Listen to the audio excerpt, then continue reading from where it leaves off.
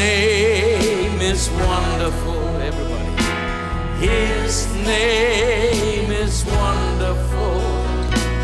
His name is wonderful. Jesus, my Lord. He is the mighty King, Master of everything. His name is wonderful. Jesus, my Lord. He's the great shepherd, the rock of all ages, Almighty God is He. Bow down before Him.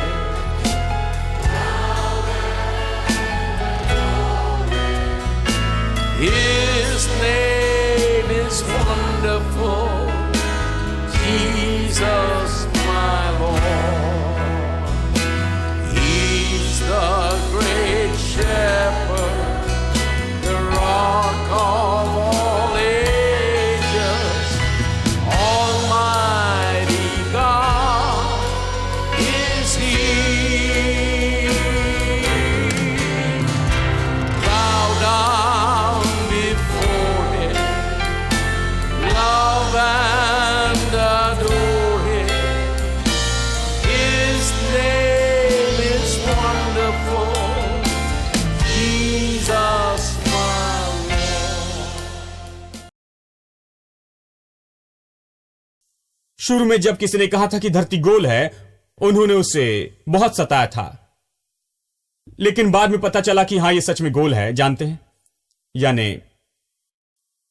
यानी यह बदल सकता है। Medical की किताबें बदलती हैं, engineering की किताबें और सब कुछ बदलती हैं। खोज के हिसाब से एक दिन मैं पढ़ रहा था, एक आदमी ने लिखा कि कैसे न खाएं मटन, क्योंकि अगर तुम मटन खाओगे तो तुम्हारी जिंदगी कम होगी इतने साल से। और फिर कुछ दिनों के बाद ही और किसी ने लिखा, मटन तुम्हारे लिए अच्छा है। मैंने कहा, पहले निर्णय लेकर बताओ तो मैं खाने के बारे में सोचूं। तुम मुझे खाने नहीं दे रहे हो। जब मैंने खाना बंद किया तो कहते हो अच्छा है। जानते हैं, मुझे बताओ सही क्या है। एक बार मैंने पढ़ा, किसी ने कहा अगर शराब पिएंगे, लोग पीते हैं, आदतन पीते हैं, मरते हैं इतनी उम्र में, यानी दूसरों की तुलना में इतने साल पहले। उन्होंने रिसर्च किया, सैंपल लिया और माना कोई फार्मूला और पूरा अध्ययन किया। संख्या के रूप में उन्होंने निष्कर्ष निकाला कि यह बस यही है, पीना सेहत के लिए बुरा है और यह मार देगा जल्दी या देरी से। और अंत में कुछ महीनों बाद कोई लिखता है कि थोड़ा पीना तुम्हारे लिए अच्छा है।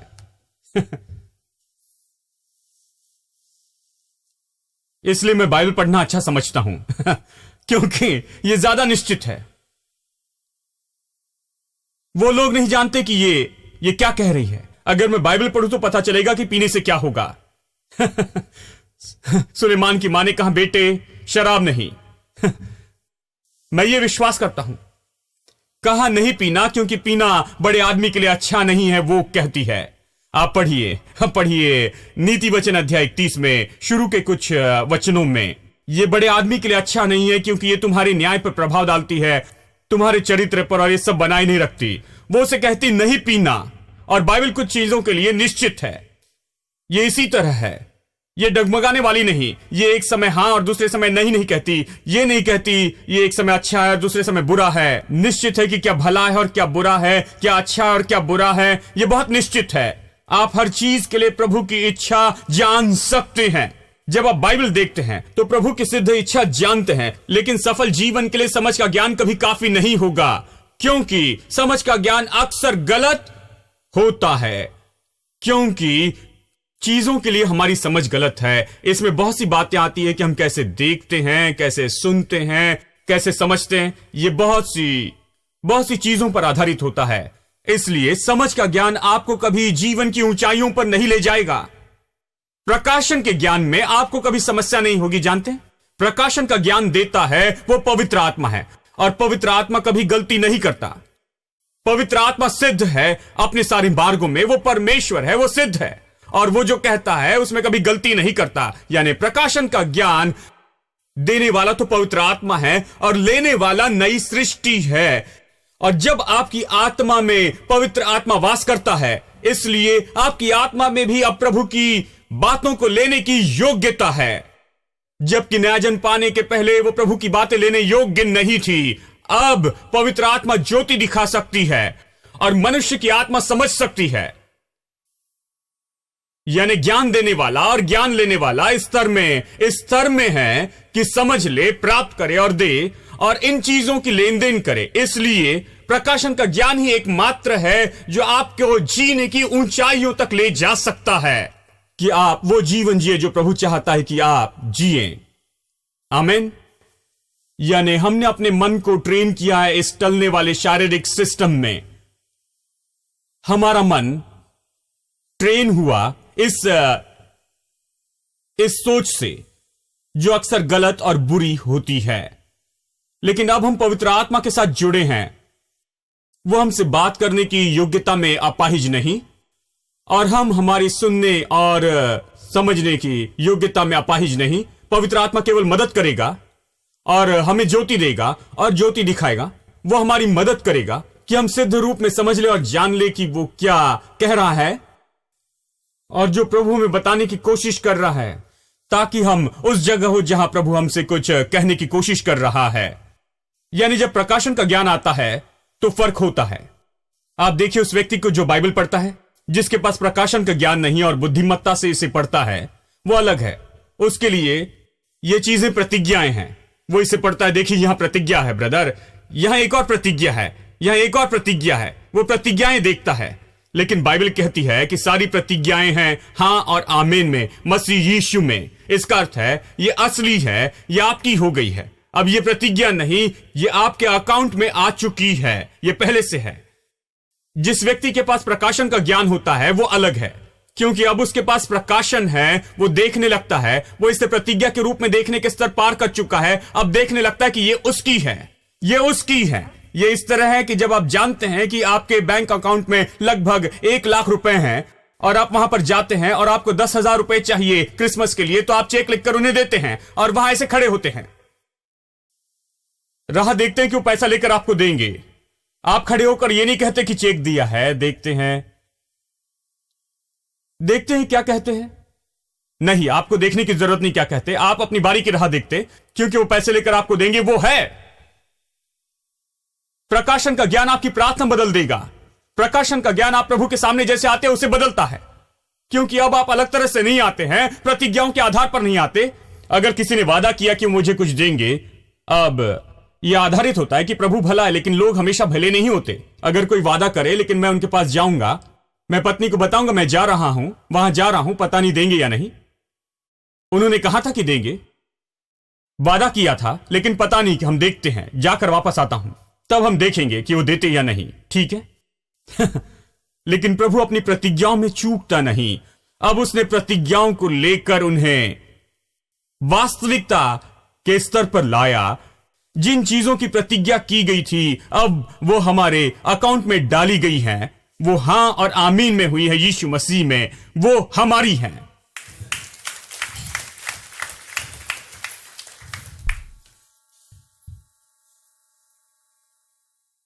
बैंक में कोई आकर नहीं कहेगा, देखिए भाई, पता नहीं आज पैसे मिलेंगे या नहीं, पता नहीं पैसे मिलेंगे या नहीं। नहीं, ये मुझे चकित कर देगा सच में। अगर मैं बैंक में जाऊं और मेरा पैसा और मैंने चेक दिया है और कोई आकर कहेगा मुझे पता नहीं कि आपको पैसा मिलेगा या नहीं, मुझे नहीं लगता आप पर विश्वास करते हैं, मुझे नहीं लगता तुम्हें यहां पर चाहते हैं या तुम्हें पसंद करते हैं। शायद पैसा ना दे, मुझे पसंद नहीं करते तो क्या, मुझे पसंद नहीं किए तो क्या, मेरा अकाउंट यहां पर है, मेरे अकाउंट में पैसा है। अगर वो मुझे पसंद नहीं करते तो क्या, मुझे पैसे दो। मैं नहीं कह रहा कि मुझे पसंद करो, बस मुझे पैसा दो। प्रभु के साथ ऐसा ही है। बहुत से लोग चिंता करते हैं, प्रभु मुझे पसंद करता है यानी मुझे पता नहीं ब्रदर, पता नहीं प्रभु क्या देगा या नहीं। ठीक है। कलवरी के क्रूस ने इसका निर्णय लिया है, यह आपके अकाउंट में जमा किया गया है। अगर इन चीजों के बारे में आप निश्चित नहीं हैं, तो इसका अर्थ है कि आपको उन चीजों का प्रकाशन नहीं मिला है। जब प्रकाशन आता है तो आप जानते हैं कि ये आपका है। आप वहां जाकर चेक रखते हैं और उनकी ओर देखकर हाथ बढ़ाते हुए कहते हैं, कम ऑन। इसलिए बाइबल कहती है कि मांगो तो तुम्हें मिल जाएगा। अब देखिए, मैंने प्रार्थना की खोज नहीं की है, मैं आपको ये बताना चाहता हूं। अब कुछ लोग प्रार्थना की सीरीज सिखाने के बाद में आकर कहते हो, अद्भुत है ब्रदर, प्रार्थना ये है, मैंने इसकी खोज नहीं की। ऐसे व्यवहार करते जैसे मैंने प्रार्थना की खोज की, क्योंकि मैंने 1 साल तक प्रार्थना के बारे में सिखाया हो। अद्भुत है ब्रदर, ये सच में मैंने इसकी खोज नहीं की, प्रभु ने इसकी खोज की है। प्रभु ने कहा, मैंने प्रभु से कुछ नहीं मांगा, मुझे पता भी नहीं था कि मांग सकते हैं। प्रभु ने कहा, मांगो तो तुम्हें दिया जाएगा, ढूंढो तो तुम पाओगे, खटखटाओ तो तुम्हारे लिए खोला जाएगा। क्योंकि जो भी मांगता उसे दिया जाता है, जो ढूंढता है वो पाता है, जो खटखटाता है उसके लिए खोला जाता है। प्रभु ने यह कहा है, उसने कहा मांगो तो तुम्हें दिया जाएगा। प्रभु का धन्यवाद, उसने ये कहा, क्योंकि लोग कहते हैं उपवास करो तो दिया जाएगा। तो मैं चेक लेकर जाता हूं, बाइबल पर विश्वास करता हूं, मैं चेक लेकर जाता हूं तो कोई बड़ी बाइबल लेकर आता और कहता है, तुम्हें क्या लगता है इतनी आसानी से मिल जाएगा? मैंने बहुत राह देखी और प्रभु को पुकारा, मैंने उपवास किया और बहुत कोशिश की, अंत में प्रभु ने आकर मुझे यह दिया। तुम भी उपवास करके मांगो। बाइबल में यह कहां है? आप मुझे दिखाइए। बाइबल कहती कि मांगो तो दिया जाएगा। इसे बदलकर और मुश्किल न बनाएं। उपवास करें क्योंकि यह अच्छा है, प्रभु के आप निकट आते हैं, आपके लिए बहुत अच्छा है। लेकिन वह आपको उपवास के कारण नहीं देगा, क्योंकि वह हड़ताल पर विश्वास नहीं करता। वो इस पर विश्वास नहीं करता। हड़ताल नहीं कर सकते, मैं नहीं खाऊंगा, भूख हड़ताल पर जाऊंगा, जब तक दे न दे। वो कहेगा ठीक है चलेगा, भूख हड़ताल का स्वर्ग में आ जाना। मैं इसलिए नहीं दूंगा क्योंकि तुम भूख हड़ताल पर जा रहे हो। क्या आप यहां हैं? देखिए प्रकाशन का ज्ञान क्या करता है। प्रकाशन का ज्ञान आपको परमेश्वर के सिंहासन के सामने बड़े भरोसे के साथ खड़ा करता है और अपने अधिकार का उपयोग करे, दावा करे जो आपका है। आप वहां गए, जो आपका है उसे ले ले। आप चंगाई ले ले, आशीष ले ले, आपको जो भी चाहिए वो ले ले, हर चीज जो चाहिए, अपनी विजय ले ले, क्योंकि वो आपकी है। देखिए, जब किसी के पास प्रकाशन का ज्ञान नहीं होता तो लेने के मोड में नहीं, भीख मांगने के मोड में होते हैं। इसलिए बहुत से विश्वासी मांगते रहते हैं, कहते हैं प्रभु मैं तुझसे भीख मांगता हूं, और स्वर्गीय भाषा नहीं समझता। लेकिन धरती पर इसकी बहुत सराहना होती है। कहते हैं ये सैम चलदरे जैसे नहीं, ये सच में नम्र व्यक्ति है, केवल भीख मांगते हैं। लेकिन स्वर्ग कहता है हमें यह भाषा पता नहीं। स्वर्ग के द्वार खोलने के लिए तुम इस प्रोटोकॉल का उपयोग नहीं कर सकते। देखिए, यह इस तरह काम नहीं करता। जानते हैं, आप इसमें प्लग इन नहीं करते कि वो इलेक्ट्रॉनिक गेट खोल दे। आप यीशु का नाम उपयोग करते हैं, वहां खड़े होते हैं, यीशु के लहू के द्वारा यीशु का नाम उपयोग करते हैं और यीशु के नाम में मांगते हैं। यीशु ने कहा जो तुम मेरे पिता से मेरे नाम में मांगोगे वो तुम्हें दे देगा। मांगो और प्राप्त करो ताकि तुम्हारा आनंद पूरा हो। मांगो और प्राप्त करो, मांगो और प्राप्त करो। यानी जिस व्यक्ति के पास प्रकाशन का ज्ञान होता है वो अधिकारी व्यक्ति है। वो अपने अधिकार का उपयोग करता है, जानता है कि ये उसके पास है, इसलिए वो लेने आता है। ये मेरा है, मैं इसे लेता हूं, ये मेरा है इसलिए लेता हूं। उसमें डगमगाने की कोई बात नहीं है। वो वैसे ही करता है जो वचन कहता है, क्योंकि वो जानता है कि यह वास्तविकता है।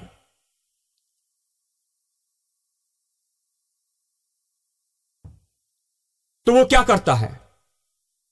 उपयोग करने लगता है। जब बीमार होता है तो क्या करता है? वो राह नहीं देखता कि प्रभु नीचे आकर उसे चंगाई दे। वो जानता है कि चंगाई उसकी है, तो वो चंगाई कहता है, चंगाई सोचता है, चंगाई में सोता है, चंगाई पढ़ता है, चंगाई के साथ जागता है, चंगाई पर मनन करता है, चंगाई के गीत बजाता है। इस तरह अभ्यास करते देखिए, क्योंकि चंगाई आपकी है। इसके विपरीत विश्वास नहीं करते, विश्वास करते जो आपका है। आप देखने लगते कि यह आपका है, ध्यान देने लगते हैं जो आपका है। आप समस्याओं पर ध्यान नहीं देते, आप उस पर गौर करते हैं जो आप जानते हैं। आप जानते हैं कि वो आपका है। हेलो, ऐसा व्यक्ति प्रकाशन वाला है। वो कुछ समझता है जो बगल वाला व्यक्ति नहीं समझता, जो अजीब तरह से देखता है उसके और कहता है तुम क्या कह रहे हो? तुम बीमार हो और चंगाई के गीत गा रहे हो? एक भाई ने कहा आप दया के गीत बजाइए भाई। जिस गीत में हम रो सके। मेरे पास ऐसे गीत नहीं है, मेरे पास केवल स्तुति के गीत हैं, आनंद के गीत, स्तुति के गीत, आराधना के गीत। मेरे पास आपको रुलाने के लिए गीत नहीं है। यहां कोई सिनेमा नहीं है, यहां यह प्रभु का घर है और हम प्रभु की स्तुति और आराधना में विश्वास करते। हम यहां समस्याओं पर गौर नहीं करते, वचन पर गौर करते हैं जो जवाब है हमारी सारी समस्याओं के लिए। आमीन। आपने पहले से अपनी समस्याओं पर गौर किया है, अब ये मेरा काम है कि आपको प्रभु के वचन से जवाब दूं। इसीलिए हम यहां आते हैं। हमारे गीत इस पर आधारित होते हैं, हमारा प्रचार इस पर आधारित है कि आपकी समस्याओं से आपका ध्यान हटाकर प्रभु के वचन पर रखना है, ताकि आप प्रभु के वचन का प्रकाशन पाए। यानी जब आप यहां पर आए, शायद प्रतिज्ञाओं के बारे में सोचते हुए आए हो, लेकिन जब बाहर जाए तो आपके दिल में कुछ होगा। पवित्र आत्मा ने आपके लिए कुछ खोला है कि ये मेरा है, यीशु के नाम में मैं इस परिस्थिति से नफरत करता हूं, ये मेरी नहीं। आज जो हमने सुना है वो मेरा है, वो मेरा है। मैं उसे जीऊंगा, बोलूंगा, उसे कहूंगा और मनन करूंगा और वैसे ही जीऊंगा। ये प्रकाशन है। मेरे साथ निकाले मत्ती का सुसमाचार अध्याय 16। चलिए इसे देखें। मत्ती का सुसमाचार अध्याय 16 वचन 13। यीशु कैसरिया फिलिप्पी के प्रदेश में आया और उसने चेलों से पूछा, लोग मनुष्य के पुत्र के बारे में क्या कहते हैं? कोई यूहन्ना बपतिस्मा देने वाला, तो कोई एलिया, कोई यिर्मयाह, तो कोई भविष्यवक्ताओं में से एक। उसने उनसे कहा, परंतु तुम मुझे क्या कहते हो? शिमोन पतरस ने उत्तर दिया, तू जीवित परमेश्वर का पुत्र मसीह है। यीशु ने उसको उत्तर दिया। देखिए, अब पतरस ने कहा कि तू मसीह परमेश्वर का पुत्र है, ठीक है। यीशु ने उत्तर देते हुए कहा, धन्य है तू। सब लोग कहें धन्य है। यीशु ने उससे कहा कि तू धन्य है, हे शिमोन योना के पुत्र, तू धन्य है, क्योंकि मांस और लहू ने नहीं परंतु मेरे पिता ने जो स्वर्ग में यह बात तुझ पर प्रकट की है। वो धन्य कहता है प्रकाशन वाले व्यक्ति को, क्योंकि सारी आशीषें पहले से ही हैं, लेकिन यह आपका तब होगा जब आप इसका प्रकाशन पाएंगे। इसीलिए अब यीशु से आशीष नहीं देता है, क्योंकि उसने प्रकाशन पाया। यीशु ने कहा, तुम्हें प्रकाशन मिला इसलिए तुम धन्य हो। इसका मतलब है कि तुम्हें प्रकाशन मिल गया है, इसलिए आशीष तुम्हारे जीवन में जरूर होगी। अब तुम अपने जीवन में आशीष का अनुभव करोगे। यह पहले से वहां थी, अब यह तुम्हारे पास है, यह तुम्हारे लिए रखी गई थी, अब तुम ये देखते हो। आशीष पहले से थी, अब तुम उसका उपयोग कर रहे हो। यह तुम्हारी है और तुम उस जगह आए हो कि तुम इसे ले लो। यानी यीशु यहां पतरस को आशीष नहीं दे रहा है, वो बस घोषणा करता है कि तुम्हारे पास वो चीज है जो तुम्हें आशीष में ले जाए, ताकि तुम आशीष में जियो और आनंद उठाओ। वो पतरस की ओर देखता है, जैसे उसे प्रकाशन मिलता है वो कहता है, धन्य है तू योना के पुत्र शिमोन। तुम क्यों धन्य हो? क्योंकि मांस और लहू ने यह तुम पर प्रकट नहीं किया है, मेरे स्वर्गीय पिता ने ये तुम पर प्रकट किया है। देखिए, बहुत से लोगों को सबसे पहले आशीष का प्रकाशन पाना चाहिए। सब लोग कहें मैं आशीषित हूं। आमीन। आप विश्वास करते हैं आप आशीषित हैं? जानते हैं कितने विश्वासियों को यह पता नहीं। बहुत से विश्वासी प्रचारक के पास जाकर कहते हैं, किसी ने मुझ पर श्राप भेजा है। वो आशीष से ज्यादा श्राप पर विश्वास करते। इसने मुझ पर श्राप कहा भाई? किसी ने श्राप कहा? मुझ पर कुछ गिरा है, किसी ने मेरे साथ यह किया, मेरे विरुद्ध में जादू टोना किया और इस तरह वो किया। लेकिन आशीष नहीं समझते। बिलाम की कहानी पढ़िए पुराने नियम में। जैसे इजरायली लोग जंगल से जा रहे थे, एक राजा इन लोगों के आने से इतना डर गया अपने देश की, और इन्हें आते देखकर वो एक आदमी को बुलाता है कि जैसे ये आ रहे हैं इन्हें तू श्राप दे। वो श्राप देना चाहता था, बिलाम श्राप देना चाहता था, क्योंकि उसने कुछ अपेक्षा की थी। देखिए, तो उसने सोचा कि वो आकर श्राप देगा। वो अपना मुंह खोलता है और श्राप नहीं आता, केवल आशीष आती है। उसने कहा, मैंने 2-3 बार कोशिश की लेकिन नहीं आ रहा है। उसने कहा, मेरे मुंह में कुछ गड़बड़ी है, मैंने मुंह खोल के श्राप देने की कोशिश की, आशीष आ रही है। फिर वो कहता है कि मैंने ये पाया कि जिसे प्रभु ने आशीष दी है उसे मैं कैसे श्राप दे सकता हूं? ये बाइबल में से पढ़े, मेरे पास बताने का समय नहीं है। वो कहता है जिसे प्रभु ने आशीष दी उसे मैं कैसे श्राप दूं? दूसरे शब्दों में, प्रभु ने आशीष, देखिए आशीष क्या है? आशीष तो कुछ अच्छा कहना है। अगर मैं आपको आशीष देना चाहूं तो आपके लिए अच्छे शब्द कहूंगा, अगर श्राप देना चाहूं तो कुछ बुरा कहूंगा, ठीक है? यानी आशीष तो अच्छा कहना है। अब वो ये कह रहा है, देखो प्रभु ने मुंह खोलकर इन लोगों पर आशीष कही है, ये लोग आशीषित हैं, ये आशीषित हैं। अगर प्रभु ने मुंह खोलकर आशीष कही है, और ये महत्वपूर्ण है, हां, क्योंकि एक शब्द भी प्रभु का जमीन पर नीचे नहीं गिरेगा। उसने इन लोगों पर आशीष कही है। उसने कहा कि तुम शहर में धन्य हो, तुम गांव में धन्य हो। उसने कहा तुम जाने में धन्य हो और आने में धन्य हो। जानवर और तुम्हारे जानवर की बढ़ोतरी धन्य है, तुम्हारे गर्भ का फल धन्य है। उसने कहा शत्रु 1 मार्ग से आएगा और 7 मार्ग से भागेगा, और तुम्हारा ग्राइंडर भी धन्य है, तुम्हारा भंडार धन्य है। उसने कहा प्रभु तुम्हें आशीष देगा कि तुम्हारे आसपास के सब तुमसे डरेंगे। इस हद तक प्रभु तुम्हें आशीष देगा। और प्रभु ने कहा सही समय पर तुम्हारे देश में बारिश होगी। तुम उधार न लोगे, लेकिन तुम उधार दोगे। यह केवल आधा भाग है। तुम देशों को दोगे, तुम देशों को उधार दोगे। उसने कहा, फिर वो कहता है तुम नीचे नहीं लेकिन ऊपर रहोगे, तुम पूंछ नहीं लेकिन सिर होगे। ये आशीष प्रभु ने कही है। प्रभु ने यह कहा है। उसने उन पर नहीं कहा है, उन लोगों पर, इसने हमारे लिए कहा है, क्योंकि हम इब्राहिम की संतान हैं। यह आशीष पहले से कह दी है मेरे दोस्तों, चाहे आप जाने या ना जाने, ये कही है। मैं बता रहा हूं, ये कही है। प्रभु ने इसे कहा है और मुझे बस लेना है। मैं उधार लूंगा नहीं लेकिन मैं दूंगा। मैं नीचे नहीं रहूंगा, ऊपर रहूंगा। मैं पूंछ नहीं लेकिन सिर रहूंगा। मैं बाहर जाते और भीतर आते समय आशीष पाऊंगा। मैं नगर में धन्य, गांव में धन्य, मेरे गर्भ का फल धन्य है, मेरे हाथों के कामों में मैं धन्य हूं। मैं धन्य हूं और हर तरह से बढ़ूंगा। मैं बढ़ूंगा क्योंकि प्रभु ने आशीष कही है और उसका एक शब्द भी जमीन पर नहीं गिरता। यानी प्रभु ने आशीष कह दी है और अब इस व्यक्ति के मुंह से श्राप नहीं निकल सकता। अब अगर आप जादू टोने वाले से पूछने लगे ये किया, लोग कहते हैं कि इसने ऐसे किया, वो कहेगा मैं नहीं कर सकता हूं। लेकिन जादूगर से ज्यादा विश्वासी जादू पर विश्वास करते हैं। यह सत्य है, मैं बता रहा हूं। वो दूसरों से ज्यादा जादू पर विश्वास करते हैं। ओ ब्रदर, ये उस राज्य का जादू है, इस राज्य का।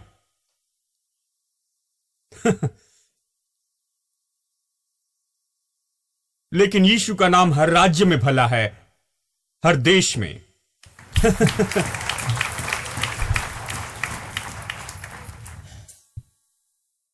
प्रभु ने आपको आशीष दी है।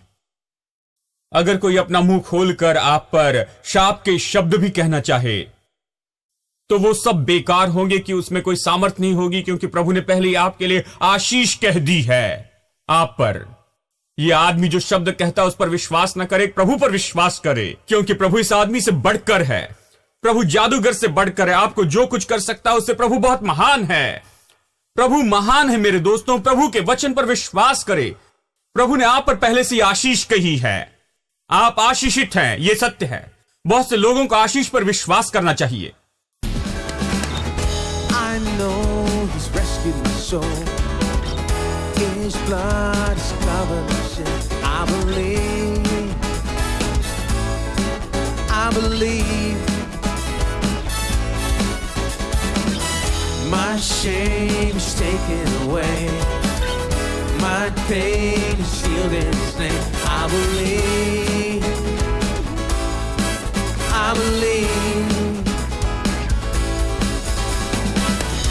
I'll raise the banner. Oh, my Lord is coming again. My Redeemer lives. My Redeemer lives.